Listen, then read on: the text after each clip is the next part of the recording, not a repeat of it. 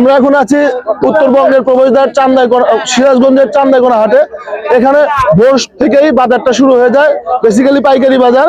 এই বাজার থেকে মাল ক্রয় করে আশেপাশের দুই একটা জেলা, সেই জেলার সবজি চাহিদা মেটায় এবং ঢাকার যে পাইকার গুলো আছে, এখানকার যে মূল ক্রেতা ঢাকার পাইকার, এলাকার চাহিদা মিটিয়ে এই সবজিগুলো ঢাকায় চলে যায়। পাইকারি বাজারটা ফজর পর থেকেই শুরু হয়ে যায়।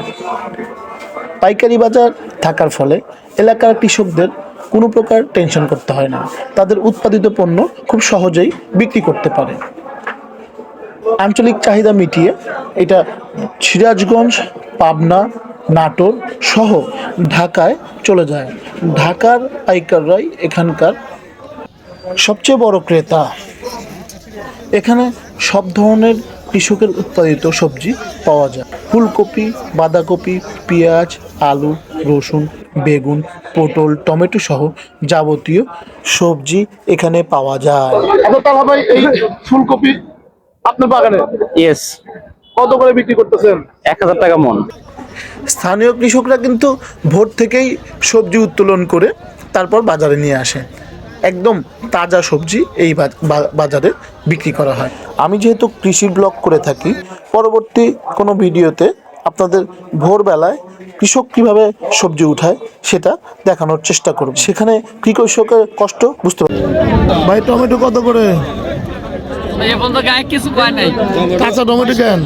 কাঁচা টমেটো গাছ ভালো নাই। একদম তাজা সবজি। বেগুনের দাম কত করে এখন? বেগুন ভাই 2200 এরকম বেচা কেনা চলছে। দাম একটু কমছে? হ্যাঁ, একটু কম আসলে 2500, 2600, 2800, 3000 আসলে, বর্তমান 2200। কৃষকের সাথে দর কষাকষির মাধ্যমে এখানকার ক্রয় বিক্রয় সম্পন্ন হয়। এখন একজন বিক্রেতার কাছ থেকে বাজার দর জানার চেষ্টা করুন। আসলে পেজের যে পাইকারি বাজার, সেই পেজের পাইকারি বাজারে এসেছি। আসলে অনেক কাস্টমার, ওনাদের সাথে আসলে কথা বলাই মুশকিল। আজকে পেজের দাম কত ভাই? 110। রসুন? রসুন 250, 230। পেজের দাম, রসুনের দাম কি কমছে না বাড়ছে? পেঁয়াজের দাম আগে থেকে একটু কমছে, রসুনের দাম একটু বাড়তি। পেঁয়াজের দাম আজকে কম। এই যে আপনার টমেটো দেখতে পাচ্ছেন, আজকের বাজার 2700-2800 টাকা মন।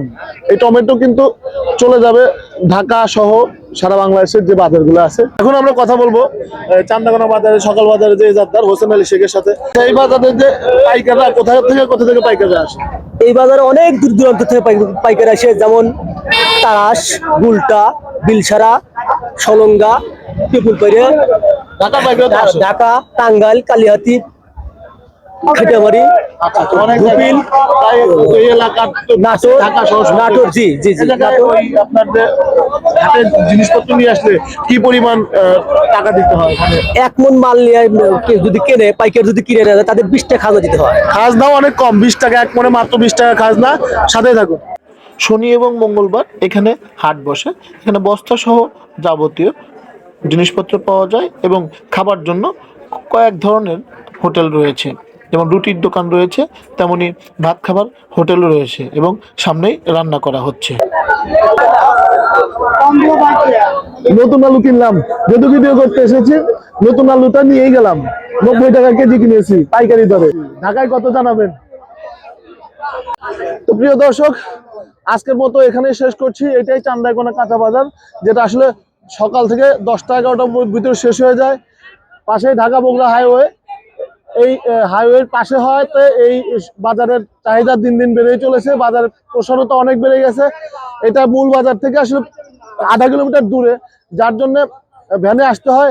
এবং সকাল বাজারে আসলে যারা আসে, তারা আসলে পাইকারি কেনার জন্যই আসে। এই বাজারটাতে সকাল 10টা 11টার ভিতরে শেষ হয়ে যাবে। এই বাজার থেকে মাল নিয়ে ওনারা আসলে খুচরা বিক্রেতারা চলে যায় এখান থেকে। সঙ্গে থাকুন, পরবর্তীতে আবার কোনো জায়গায় দেখা হবে কোনো এক সময়। আসসালামু আলাইকুম।